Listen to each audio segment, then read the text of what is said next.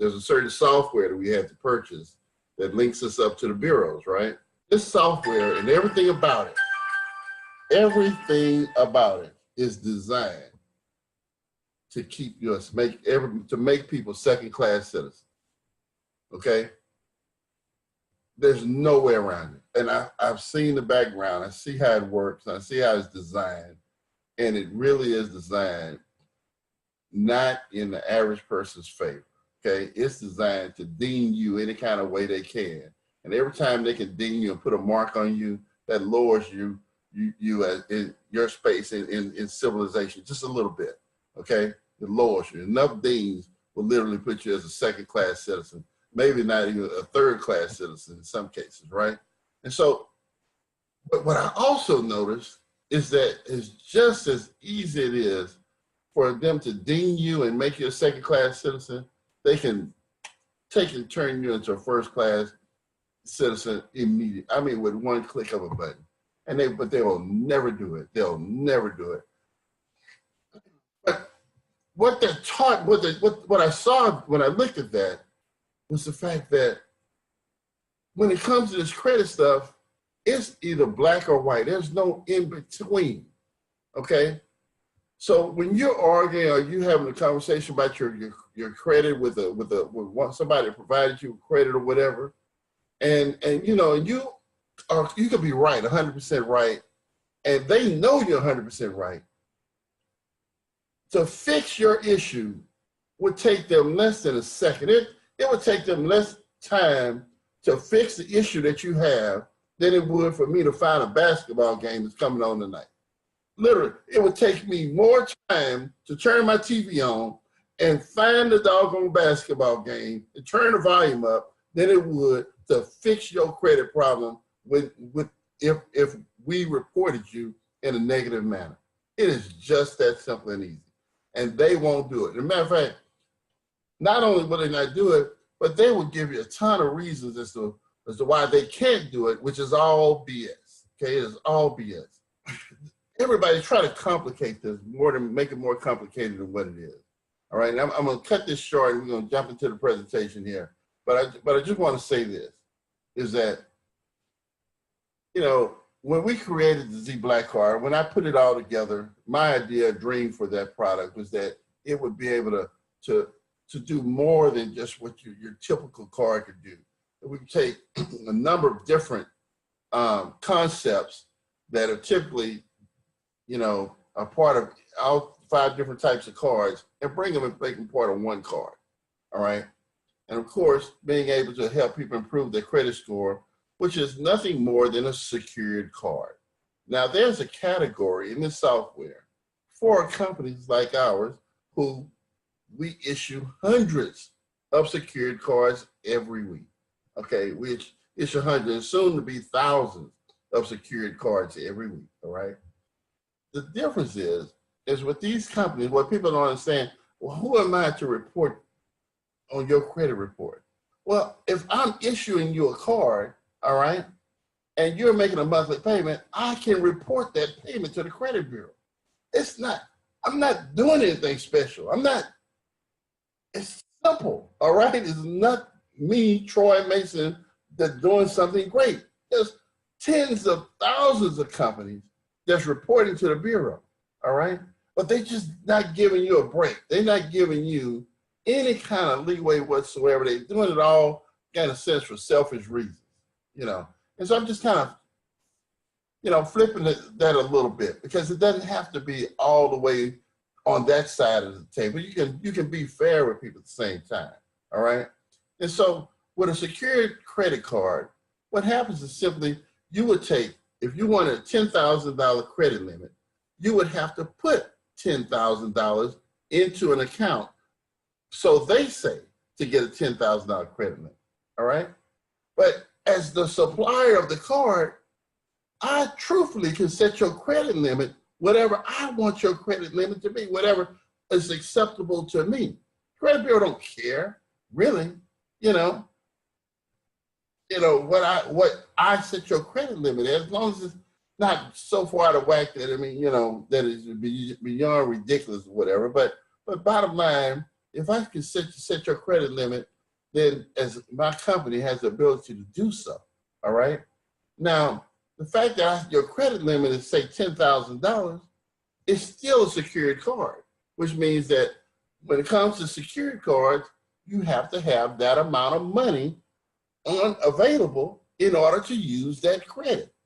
It's simple. That's the way secured cards have always been. The only difference is I'm saying is that when I set your credit limit, I'm setting your limit at how much money you can put into that card and use it, you know, or whatever. But that credit limit, I can report the limit of credit that I'm extending you or you will have available to you. Does not mean that's the amount of credit you can use at that particular moment in time. That's the limit to the amount that you can use. And the more the money you put into that, on that card, the more you can use. So if you put $1,000, $5,000 on that card or whatever, you can use that $5,000 to purchase your goods and services and things that you need, all right? Has nothing to do with your credit limit, which is what we're doing for people. So people get it mixed up and they wanna call it a legal credit limit and all. There's nothing illegal about a credit limit, guys.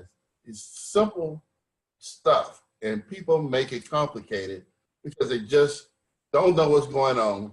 They don't want to take the time to know what's going on. They see something new, something they're not familiar with or whatever, and immediately, because they're not familiar with it, they want to trash it, number one.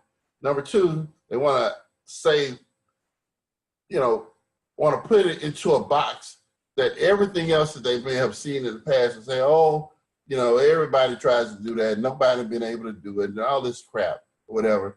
But what they don't know is you cannot judge everything the same way. You have to take a look for yourself. You're a fool only makes a decision without truly, you know, checking out the facts. It's just that we put the chains on ourselves. We put the chain on our own minds or what we can and cannot do. It ain't them putting the chains on us. No, it's not them, it's us that's doing it. You know, so don't put no chains on me, all right? If you want to put the chains on yourself, that's fine. But I am not going to stop. I'm going to keep moving forward. And, you know, and I'm persistent and I'm patient is all I do. It took 3 years to get to this point. 3 years. You know, I got people, you know, posting that I've been trying to report to the Bureau for 3 years. We've been talking about this credit bureau for 2 months, okay?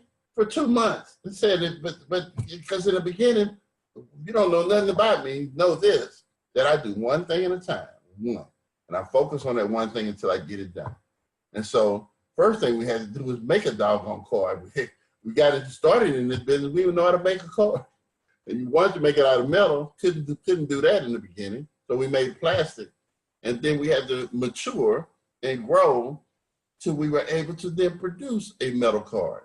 And then after we were able to produce the first metal card, now we got a bunch of different cards that we offer, you know, and we'll have a bunch more. And so, you know, but we could not start there. We had to start somewhere. So same thing with the credit bureau reporting stuff. It's nothing hard about it, guys.